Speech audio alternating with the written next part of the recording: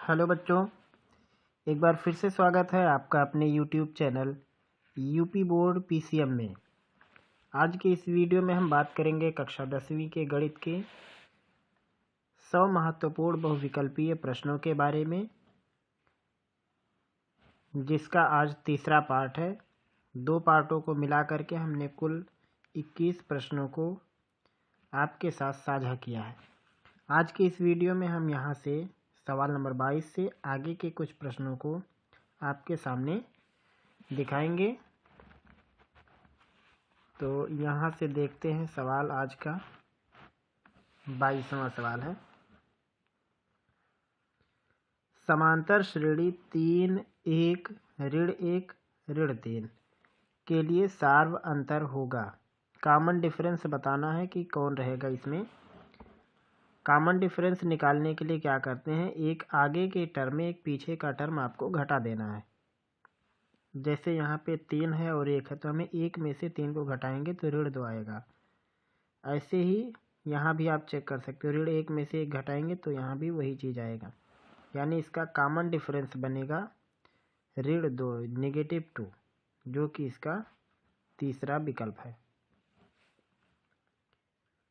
23वां सवाल है, यदि एक समांतर श्रेणी का सार्व अंतर ऋण 4 और 10वां पद ऋण 8 है तो श्रेणी का प्रथम पद होगा। तो इसको कैसे लगाना है, सवाल में दिया है सार्व अंतर ऋण 4 और 10वां पद ऋण 8। तो सार्व अंतर को डी से दिखाएंगे और 10वां पद उसको हम लिखेंगे TN और वैल्यू है ऋण 8।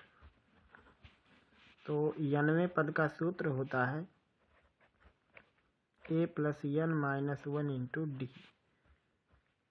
इसकी वैल्यू हो जाएगी 8 और यहाँ पे 10वां पद 8 है, तो यहाँ पे n का मान 10 रहेगा, जो कि सवाल में दिया हो 10 आता है। तो ये हो जाएगा A + n की जगह 10 ऋण 1 9 हो जाएगा, 9D बराबर ऋण 8 और D का मान है ऋण 4, तो यहाँ ऋण 4 रखेंगे, 9 के साथ गुणा करेंगे, ऋण 36 हो जाएगा। यानी A ऋण 36 बराबर हो जाएगा ऋण, यहाँ पे 8 आएगा और 36 को दूसरे पक्ष में करेंगे तो धन का चिन्ह आएगा यहाँ पे, उसके बाद इसमें घटा देंगे तो आएगा 28 28 8 36। कैसे लगाना है इसमें, देखिए इसमें D की वैल्यू दी हुई है 10वां पद, यानी T10 कह सकते हो या TN मान लेते हैं, जहाँ n का मान 10 है उसकी वैल्यू दी है। तो यहाँ पे सूत्र लगाएंगे A + n - 1 × D। D की वैल्यू पहले से पता है, n के बारे में भी जानकारी है, तो इसका जो पहला पद आएगा वो आएगा 28, इसका जो तीसरा विकल्प। 24वां है, 1 से 10 तक की धनात्मक सम संख्याओं का समांतर माध्य बताना है। समांतर माध्य 1 से 10 तक की संख्याओं का, तो 1 से 10 तक की संख्याएं होंगी 2 4 6 8 और 10। अब चाहे तो इसको समांतर श्रेणी के मॉडल से लगाओ या फिर समांतर माध्य निकालने का तरीका क्या होता है, पदों का योग बटे पदों की संख्या। तो सबसे पहले पदों का योगफल निकालेंगे। योगफल निकालने का सूत्र ये होता है n/2 A + n। यहाँ n का मतलब कुल कितने लोग हैं, तो 5 लोग हो जाएगा, 5/2। A की जगह पे 2 रहेगा, l की जगह पे 10। 10 तो 12, 12 का आधा 6 और 6 का गुणा 5 में करेंगे तो 30 आएगा। ऐसे भी जोड़ लेना तभी आएगा, 2 का 4 में जोड़ेंगे 6 6 12 8 20 10 30। अब समांतर माध्य निकालना है अगर, तो समांतर माध्य निकालने का तरीका यह है, जो टोटल आया है उसमें कुल कितने पद थे उससे डिवाइड कर देंगे, तो 5 लोग थे तो आएगा समांतर माध्य इसका 6। तो यहाँ पे इसका भी तीसरा वाला विकल्प सही है। अगला सवाल है 25वां, समांतर श्रेणी 4, 10, 16, 22 में सार्वंतर कितना है? तो 10 में से 4 घटाएंगे 6 आएगा, 16 में से 10 घटाएंगे तब भी 6 आएगा, 22 में से 16 घटाएंगे तब भी 6 आएगा। तो हमें एक आगे के टर्म में से एक पिछला टर्म घटाना होता है, जो भी आएगा चिन्ह के साथ उत्तर आएगा। तो यहाँ पे 6 रहेगा।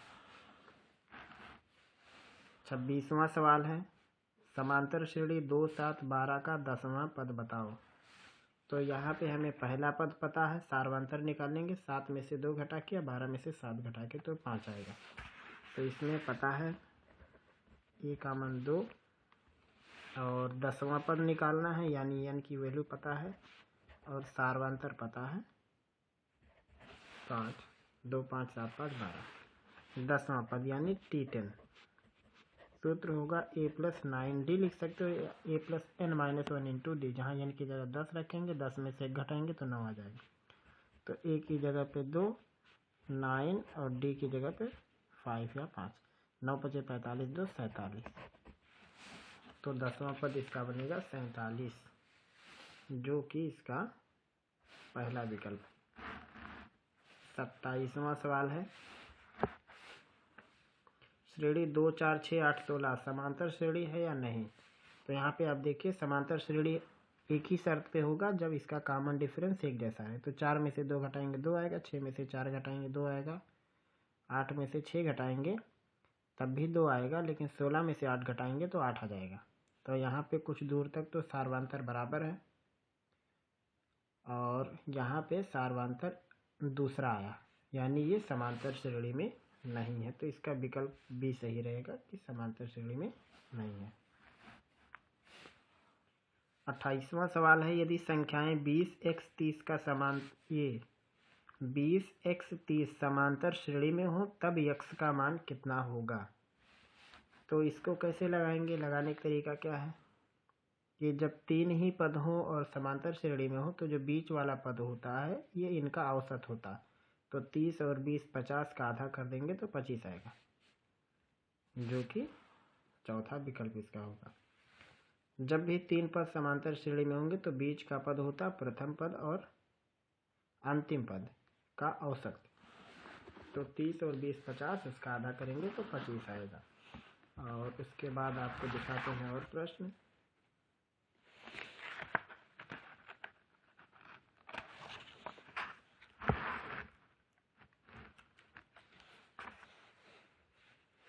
श्रेणी 10, 7, 4 का 30वां पद बताओ। तो यहाँ भी प्रथम पद पता है 10 रहेगा, सार्वंतर 7 में से 10 घटाएंगे ऋण 3 या 4 में से 7 घटाओगे तब भी ऋण 3 आएगा और 30वां पद निकालना है।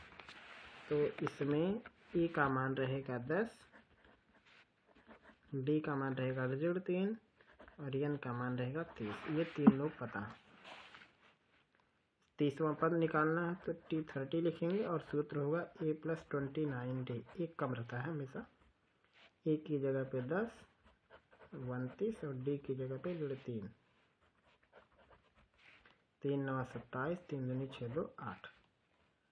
यह आएगा ऋण 77। तो इसका 30वां पद बनेगा ऋण 77, जो कि इसका तीसरा विकल्प है।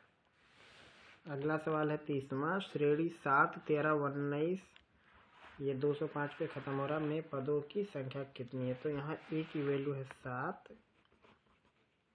और d की वैल्यू 13 में से 7 घटाएंगे तो आएगा 6 और लास्ट टर्म है 205। तो इसको लगाएंगे अगर आ गए तो यल का सूत्र लगाएंगे a+n-1 इंटू डी। यल की जगह पे 205, यहाँ रहेगा a की जगह पे 7 +n-1 इंटू डी की जगह पे रहेगा 6। तो 205 में 7 घटाएंगे 198, 6 से डिवाइड कर देंगे तो हो जाएगा n-1। तो होगा 6 × 18, 6 × 18 33 और n-1 n का मान आएगा 33 1 34। ये इसका उत्तर हो जाएगा। यानी इसमें कुल पदों की संख्या 34 रहेगी, जो कि इसका पहला विकल्प है। 10 और 250 के बीच 4 के कुल कितने गुणज आएंगे? 10 और 250 के बीच 4 के कुल कितने गुणज आएंगे? तो लगाने के लिए क्या करना है, 10 से ठीक आगे जो 4 का गुणज होगा, जो 4 से कट जाएगा वो होगा 12। तो ये हो जाएगा ए का मान सार्वांतर डी रहेगा, क्योंकि 4 का गुणज। लास्ट टर्म कितना रहेगा, तो 250 में 4 से डिवाइड करेंगे तो आएगा यहाँ पे 4 दूनी 8, 62 आएगा। सही, 2/4, 4 दूनी 8, 4 छक 24, 248 और 250, यानी 2 ये जो हासिल बच रहा है इसको अगर कम कर दें तो वही हमारा लास्ट टर्म हो जाएगा, जो कि होगा 248। यानी 4 से डिवाइड होने वाला 250 से पहले 248 आएगा। तो सेम यहाँ भी सूत्र लगाएंगे यल का, a + n - 1 इंटू डी। यल की जगह पे 248, ए की जगह 12, n - 1 और डी की जगह पे 4। तो 248 में 12 घटाएंगे आएगा 236, 4 से डिवाइड हो जाएगा, बनेगा n - 1। तो 4 पंजे 20, 4 9 36 हो जाएगा n ऋण 1, या n बराबर आएगा 60। यानी 10 से 250 के बीच में 4 से कटने वाले लोग को 60 है। तो विकल्प में है कि नहीं है, यहाँ पे चौथा विकल्प। 32वां है, यदि किसी समांतर श्रेणी में पदों की संख्या n है और अंतिम पद यल है, तब n पदों का योगफल कितना होगा। सूत्र होता है n/2 a + l। इसका बी वाला विकल्प सही रहेगा। तो ये था आज का तीसरा पार्ट, महत्वपूर्ण बहुविकल्पीय प्रश्नों से संबंधित, जिसमें हमने कुल अब तक 32 प्रश्न आपके साथ साझा किया है। आगे के पार्ट में हम और भी महत्वपूर्ण बहुविकल्पीय प्रश्नों को आपके साथ साझा करेंगे, और ये वो प्रश्न है जो लगातार परीक्षाओं में आते रहे हैं, इसलिए आप इन प्रश्नों का अभ्यास निरंतर करें। फिर मिलेंगे हम लोग जल्द ही अगले पार्ट में अगले टॉपिक के साथ।